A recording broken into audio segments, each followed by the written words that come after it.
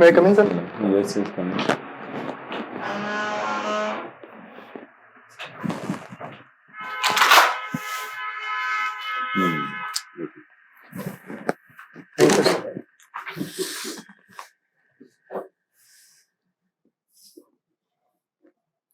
अजय चावला। जी सर। कहाँ के रहने वाले हो? सर चूरू। प्रॉपर चूरू के रहने वाले? प्रॉपर चूरू।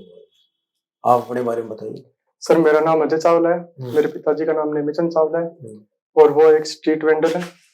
और मेरी बड़ी बहन यूनियन बैंक ऑफ इंडिया में एज ए क्लर्क वर्क करती है। मेरा छोटा भाई as a software engineer work करता है। और मैंने मेरे बीएससी पीसीएम से महाराजा गंगा सिंह यूनिवर्सिटी बीकानेर से की। तो आपने 2020 में की थी? जी सर। 25 है? जी सर। इतना टाइम आपने क्या किया? सर मतलब जैसे ही ग्रेजुएशन पूरी हुई तो कोविड का टाइम चल रहा था, लॉकडाउन चल रहा था, तो मैंने कोचिंग सर्च की। कोचिंग का मेरे को इतना अवेयरनेस नहीं था पहले कोचिंग का, और ऑनलाइन कोर्सेज का भी नहीं था। तो लॉकडाउन लगा, फिर सभी कोचिंग्स बंद थी, तो उसके टाइम के बीच में फिर मैंने 2021 में अगस्त या सितंबर में कोचिंग ज्वाइन की। फिर लगातार मैं तैयारी कर रहा हूँ। कोई परीक्षा नहीं दी इससे पहले? नहीं सर, दिए, मेंस के कई एग्जाम दिए मैंने। अच्छा, आप अपने एरिया के बारे में बताइए। सर मैं चूरू से हूँ और चूरू अपने आप में एक बहुत ही अलग क्षेत्र है, जिसका भौगोलिक आकार भी अपने आप में अलग है। वो सर्दियों में तो एकदम ठंडा रहता है और गर्मी में एकदम गर्म रहता है, क्योंकि उसकी वो आकृति बॉल शेप आकृति है। और चूरू में सालासर बालाजी मंदिर के नाम से एक मंदिर प्रसिद्ध है, जो विश्व प्रसिद्ध है। और बहुत सी चीजें हैं, हवेलियों के लिए प्रसिद्ध है, ताल छापर है, वहां पर काले हिरण आते हैं, उसके लिए प्रसिद्ध है। साइबेरियन सारस आते हैं जो माइग्रेंट पक्षी होते हैं, और अनेक चीजें हैं। चूरू के एमपी कौन है? चूरू के एमपी इस समय सर राहुल कसवा जी। राहुल कसवा जी है। आप अपनी स्ट्रेंथ और वीकनेस बताइए। सर मेरी स्ट्रेंथ तो यह है कि मैं किसी भी एनवायरनमेंट को अडॉप्ट कर सकता हूँ। जैसे मतलब मेरे लिए ट्रैवलिंग करना इतना कोई मुश्किल नहीं है, और मैं अकेले भी ट्रैवलिंग कर सकता हूँ। और कम्युनिकेशन लेवल, मतलब मेरे को लगता है कि मेरा कम्युनिकेशन लेवल अच्छा है, मेरा फ्रेंड सर्किल अच्छा है। मैं किसी भी अनजान व्यक्ति से कम्युनिकेट कर सकता हूँ और फ्रेंडशिप कर सकता हूँ। और वीकनेस तो सर मेरे को तो लगता नहीं है कोई वीकनेस है। कोई वीकनेस नहीं सर मेरे को तो अभी तक तो नहीं, अभी तक तो ऐसा कुछ। आपकी हॉबी बताइए। सर मेरी हॉबी योगा करना है। योगा करना। तो आप बैंक में क्यों आना चाहते हैं? सर बैंक में एक तो रेगुलर वैकेंसीज आती है, ठीक है, और उसके बाद में सर ट्रांसपेरेंट प्रोसेस है रिक्रूटमेंट का, और एकदम रिस्पेक्टिव जॉब है अपने आप में समाज में, तो इसलिए मैं बैंक में आना चाहता हूँ। तो बैंक के बारे में आप क्या जानते हैं?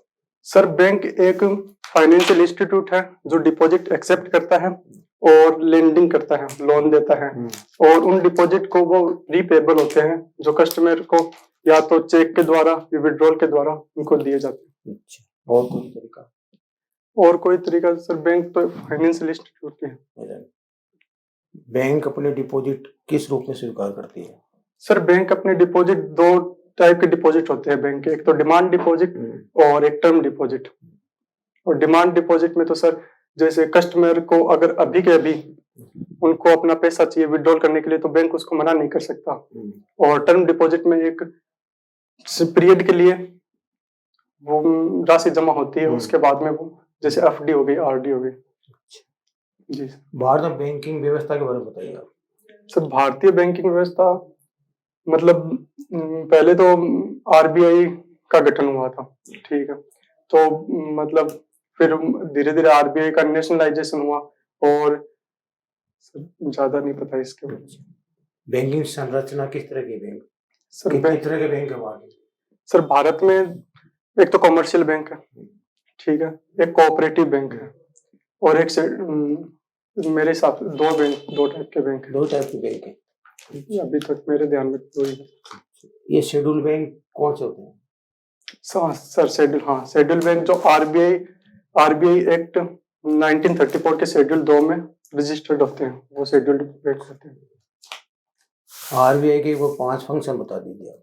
सर आरबीआई के मुख्य तो 5 मुख्य फंक्शन तो यह है कि यह बैंकों को रेगुलेट करता है सबसे पहले, और दूसरा सर ये मॉनेटरी पॉलिसी को एग्जीक्यूट करता है, ठीक है, और तीसरा अपनी डायरेक्शन देता है बैंकों को, ठीक है, और चौथा इन्फ्लेशन कंट्रोल करता है, और पांचवा सर करेंसी और नोट भारत में आरबीआई छापता है सर। जी सर। आरबीआई गवर्नर के नाम बताइए। सर आरबीआई गवर्नर अभी हाल ही में संजय जी मल्होत्रा बने हैं। जी सर। ये मौद्रिक नीति के बारे में आप थोड़ा जानते हैं? हाँ जी सर, बताइए। सर मौद्रिक नीति मुख्यतः 2014 या 15 में बनी थी, मेरे को एग्जैक्ट सन तो याद चलो नहीं। कोई नहीं। 2015 में बनी थी, और उसका मुख्य उद्देश्य यह था कि सर इन्फ्लेशन को कंट्रोल करना है, रेट्स को घटाना बढ़ाना, जिससे क्या कि लिक्विडिटी मार्केट में बनी रहे। रेट कौन सी रेट्स की? रेपो रेट हो गई, रिवर्स रेपो रेट हो गई, इनके मतलब टूल्स होते हैं, क्वालिटेटिव टूल और क्वांटिटेटिव टूल, इन दो टाइप के टूल को एग्जीक्यूट करते हैं। और मॉनेटरी पॉलिसी में सर 6 मेंबर होते हैं, तीन तो आते हैं आरबीआई से और 3 आते हैं गवर्नमेंट से। और आरबीआई मतलब मॉनेटरी पॉलिसी के चेयरमैन आरबीआई के गवर्नर ही होते हैं। ये रेपो रेट कम करना और अधिक करने का क्या कारण है? सर रेपो रेट कम करना और अधिक करने का मतलब ये है कि ये लिक्विडिटी एडजस्टमेंट फैसिलिटी रेट होती है, जो मार्केट में लिक्विडिटी को या तो एब्जॉर्ब करती है या फिर उनका इन्फ्यूजन करती है। जब भारत में महंगाई बढ़ने का क्या कारण है? सर भारत में महंगाई बढ़ने के तो अनेक कारण हो सकते हैं, जिसमें से एक तो मुख्य कारण तो ग्लोबलाइजेशन हो सकता है। जैसे आज के टाइम में रशिया यूक्रेन का वॉर चल रहा है, तो उसकी वजह से रशिया के ऊपर सैंक्शन लगे हुए, तो अपना इंपोर्ट या फिर बिजनेस रशिया से चलता होगा, तो डॉलर में हम मेन तो डॉलर ही चलता है, लेकिन डॉलर में कर पाते हैं नहीं कर पाते हैं, उसका भी कारण हो सकता है। और कई कारण मौसमी कारण भी हो सकते हैं, जैसे कई बार फसल खराब हो जाती है, तो बहुत से कारण हो सकते हैं। ये रुपए की कीमत कम हो रही है डॉलर के निस्बत, इसके क्या कारण है? सर रुपए की कीमत तो मतलब इसके भी सर बहुत कारण है, मतलब इसका ध्यान नहीं। न्यूज़पेपर पढ़ते हो? सर अभी तो मैं 10-15 दिन से न्यूज़पेपर नहीं पढ़ पा रहा हूँ, मैं थोड़ा व्यस्त हूँ। अभी आपके लिए जरूरी है? हाँ सर अभी जरूरी है, लेकिन मैं अभी थोड़ा व्यस्त हूँ परिवार। वर्तमान रेपो रेट क्या है? सर वर्तमान रेपो रेट अभी 7 तारीख को रेपो रेट आई है, मॉनेटरी पॉलिसी की बैठक हुई है, तो उसके अंदर 6.25 आई है, जो 0.25 से घटी है, पिछली बार 6.50। कब से लागू हुई है? 7 तारीख से, 7 फरवरी 2025 से। और सीआर और एसआरआर में क्या फर्क है? सर सीआरआर और एसआरआर तो कैश रिजर्व रेशियो होता है, जो बैंकों को आरबीआई के सापेक्ष रखना पड़ता है, और हर बैंक के लिए 4% होता है। और एसएलआर स्टैट्यूटरी लिक्विडिटी रेशियो होता है, जो बैंक को अपने पास रखना पड़ता है, या तो बॉन्ड के रूप में रख सकते हैं, या गवर्नमेंट सिक्योरिटीज, या फिर ज्वेलरी के रूप में रख सकते हैं, जो हर बैंक को रखना ही पड़ता है उनके डिपॉजिट में से। आरटीजीएस नेफ्ट के बारे में बताइए। सर आरटीजीएस और नेफ्ट एक इलेक्ट्रॉनिक फंड ट्रांसफर टर्म होती है। आरटीजीएस का तो मतलब रियल टाइम ग्रॉस सेटलमेंट होता है, और नेफ्ट का मतलब नेशनल इलेक्ट्रॉनिक फंड ट्रांसफर होता है। और आरटीजीएस तो बैचेस में चलता है, जैसे मतलब आधे घंटे का एक बैच हो गया। और ये आरटीजीएस चलता है सर? आरटीजीएस कंटिन्यू चलता है। आरटीजीएस का फुल फॉर्म क्या है? Real time gross settlement. तो रियल टाइम का मतलब क्या हो गया? तुरंत। यहाँ जी। यूपीआई के बारे में बताइए। UPI sir UPI unified payment interface है, जो फाइनेंशियल टेक्नोलॉजी का एक पार्ट है, या फाइनेंशियल इंक्लूजन का भी कह सकते हैं, जो ऑनलाइन ट्रांजैक्शन करने के लिए काम आता है, और एक यूनिक आईडी होती है यूपीआई। चलो ठीक है सर। हाँ भाई अजय चावला। जी सर। चूरू से आते हैं? जी सर।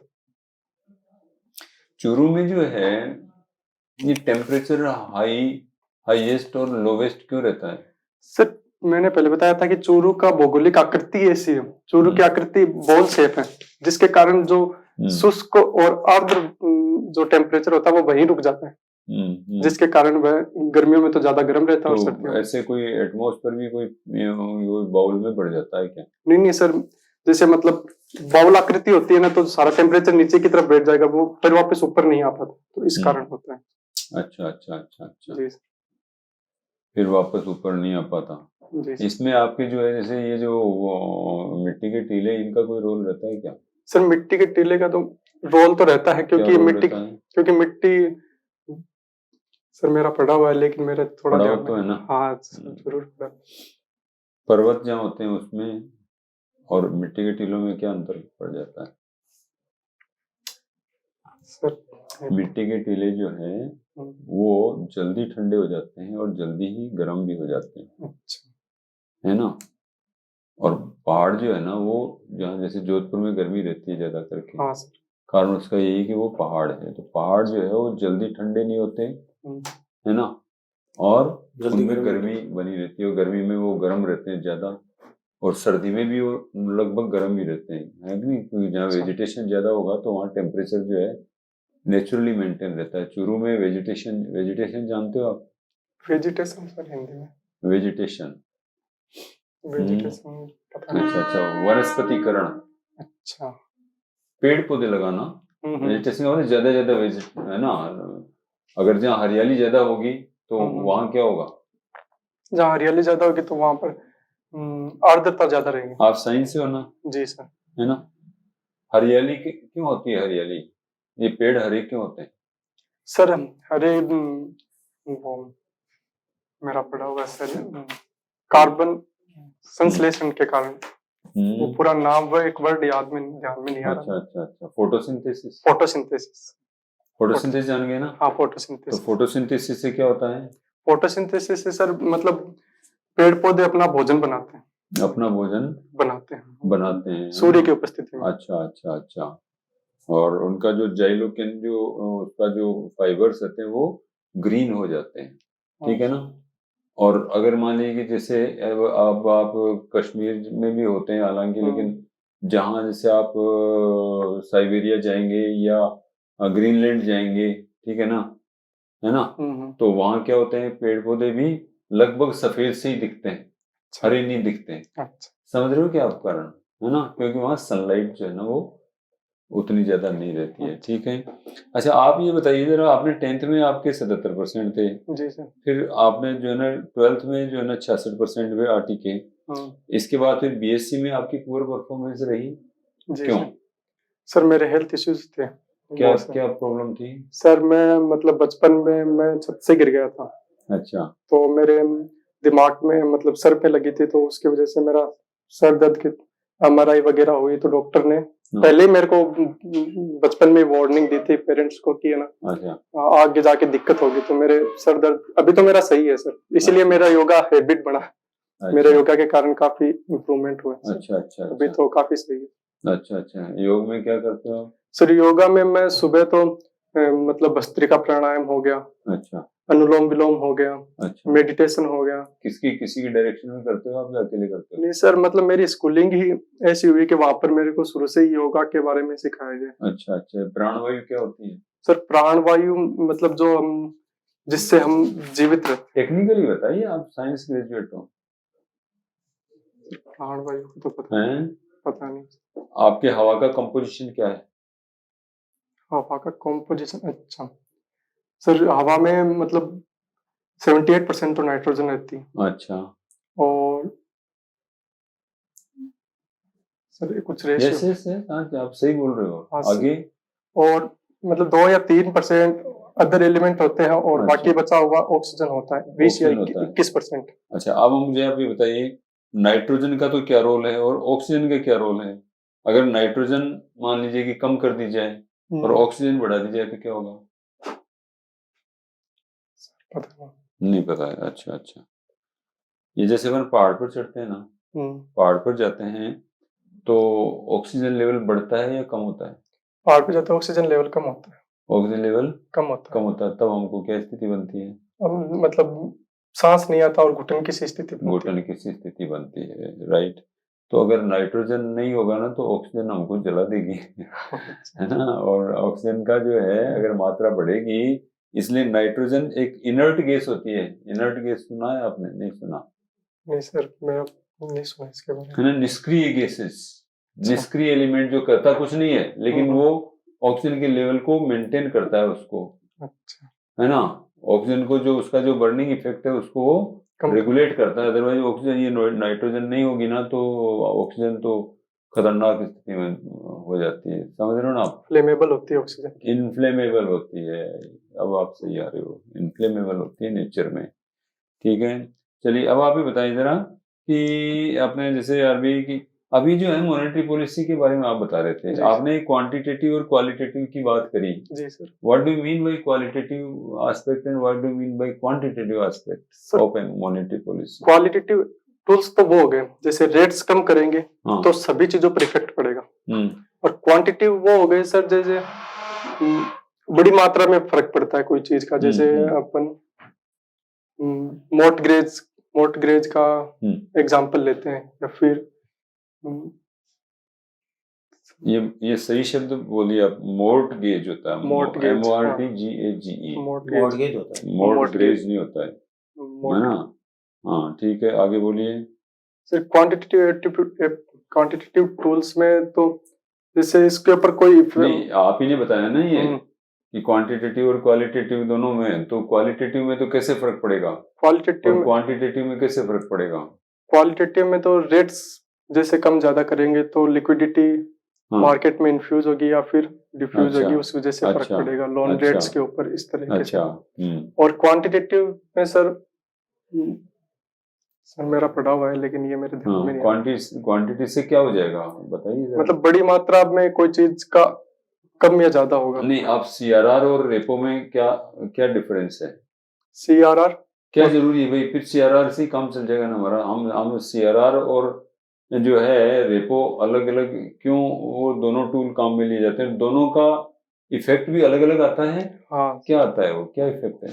सर सीआरआर तो मतलब एक रेशियो होता है जो रखना ही पड़ता है कि भाई अगर बैंक अगर इन फ्यूचर अगर इंसॉल्वेंसी हो जाए तो वो अपने टूल्स काम आ जाए सीआरआर। अच्छा। और रेपो रेट तो नॉर्मल, जैसे अगर रेपो रेट को कम ज्यादा करेंगे तो उससे लोन रेट पर फर्क पड़ेगा और डिपॉजिट्स कम ज्यादा होंगे और कस्टमर पर फर्क पड़ेगा। जी। तो सीधे रेपो जो है वो कस्टमर को डायरेक्ट इफेक्ट करता है, समझ ना आप। इससे रेट ऑफ इंटरेस्ट आपकी गवर्न होती है और सीआरआर से आपकी लिक्विडिटी गवर्न होती है। अच्छा। लिक्विडिटी जानते हो आप? लिक्विडिटी क्या मतलब है इसका? लिक्विडिटी मार्केट में मनी सप्लाई कितनी है, मनी सप्लाई का। अच्छा, इसलिए आरबीआई को क्या बोलते हैं? रेगुलेटर नहीं बोलते क्या? आरबीआई को रेगुलेटर बोलते हैं ना। अच्छा। अभी अपने जो है आपने आरबीआई गवर्नर बताए थे, आरबीआई गवर्नर तो आपको ध्यान में है, ठीक है ना? अच्छा, अभी जो है हमारे देश के डिप्टी प्राइम मिनिस्टर कौन है? डिप्टी प्राइम मिनिस्टर सर ऐसी कोई पोस्ट नहीं है इंडिया में तो। अच्छा, इंडिया में नहीं है अभी। अच्छा चलिए, प्राइम मिनिस्टर कौन है? श्रीमान नरेंद्र मोदी जी। नरेंद्र मोदी। अच्छा, डिप्टी यानी प्रेसिडेंट कौन है अपने? श्रीमती द्रौपदी मुर्मू। वाइस प्रेसिडेंट जगदीप जी धनखड़। जगदीप धनखड़ जी। अच्छा, कहाँ के रहने वाले हैं वो? सर झुंझुनू जिले के रहने वाले हैं। अच्छा। आपने बजट देखा है थोड़ा बहुत? सर जी देखा सर। आपके मैंने पिछले 15 दिन से पेपर नहीं पढ़ा, क्यों नहीं पढ़ा? सर मैं व्यस्त था, क्योंकि मैं बात के लिए व्यस्त थे आप? 31 तारीख को पीओ मेंस का रिजल्ट आया था, ठीक है। फिर मेरे भाई का थोड़ा हेल्थ इश्यूज था तो उसको हॉस्पिटल में मैं दिखाने के लिए चला गया था, और फिर मेरे डॉक्यूमेंट्स 1-2 पूरे नहीं थे। उस वजह से वरना मैं डेली न्यूज़पेपर पढ़ता हूँ सर। वरना डेली न्यूज़पेपर पढ़ते हैं आप? हाँ, ये आपकी हैबिट में रहना चाहिए भाई, ठीक है ना? अच्छा। अच्छा, ये जरा बताएं आप, जो है इंटरनेशनल सिनेरियो अभी क्या चल रहा है, आपको कुछ मालूम है? इंटरनेशनल सिनेरियो सर, जैसे अभी तो यूएसए में चुनाव हुए थे तो उसके अंदर डोनाल्ड ट्रंप बने थे प्रेसिडेंट। और कौन सी पार्टी से हैं वो? रिपब्लिकन। वो रिपब्लिकन से? जी सर। अच्छा। और यूएसए में कैलिफोर्निया में आग लगी थी अभी, तो उसके कारण जंगल जल गए थे। वो एक नेचुरल प्रोसेस था। और रशिया यूक्रेन वॉर तो चल रहा है, और इजराइल और हमास के बीच में सीज फायर। यूक्रेन की राजधानी कौन सी है सर? यूक्रेन की राजधानी ध्यान में कीव। हाँ कीव सर। ये सर थोड़े वर्ड अचानक से कोई बात नहीं। तो रूस की राजधानी कौन सी है? रूस की राजधानी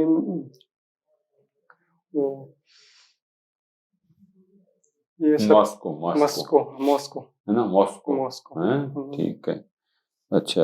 और अपने जो है, जैसे आप चूरू की आपने लोकल टच बता दिया, ये आपका ददरेवा आपके यहाँ रहता है? ददरेवा जी सर। क्या है ददरेवा में? सर ददरेवा गोगा जी का जन्म स्थान है।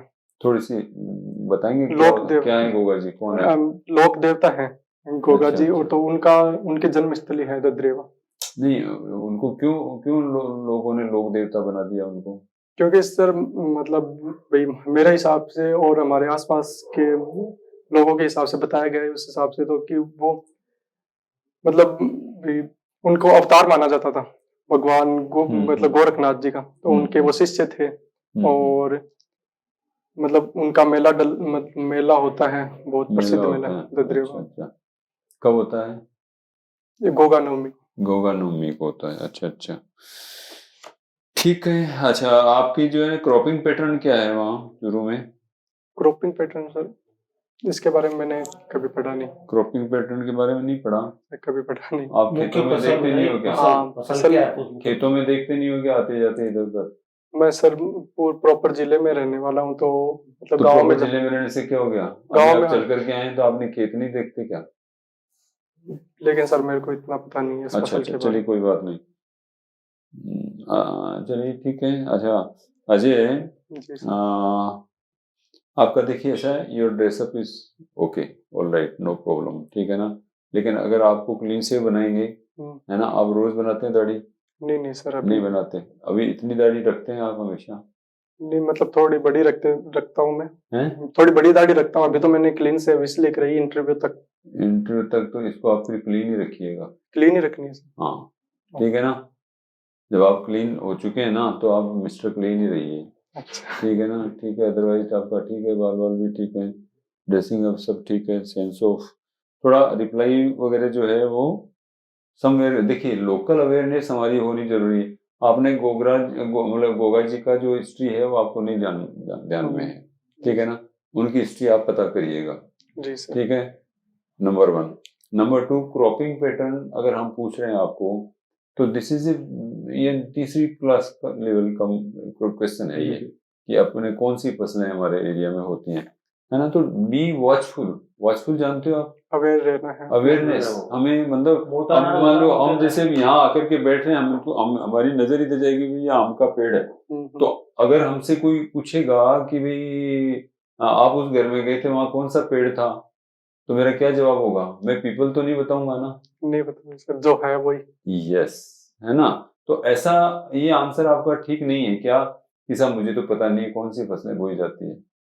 बी वॉचफुल, है ना। मोटा अनाज बताओ, मोटा अनाज होता है सर, ठीक है ना भाई। आपके पास फसलें क्रॉपिंग पैटर्न का मतलब आपके पास खरीफ की होती है या रबी की होती है? आपके यहाँ खरीफ की फसलें होती हैं। खरीफ डेजर्ट एरिया है इसलिए वो डेजर्ट एरिया, इसलिए बरसाती फसलें होती हैं, ज्यादा होती नहीं होती हैं? बाजरा ग्वार मोट होती है सर, बाजरा होती ग्वार है। मोट। तो फिर गेहूं भी होता है कहीं कहीं, ऐसा भी नहीं होता है, होता है ना।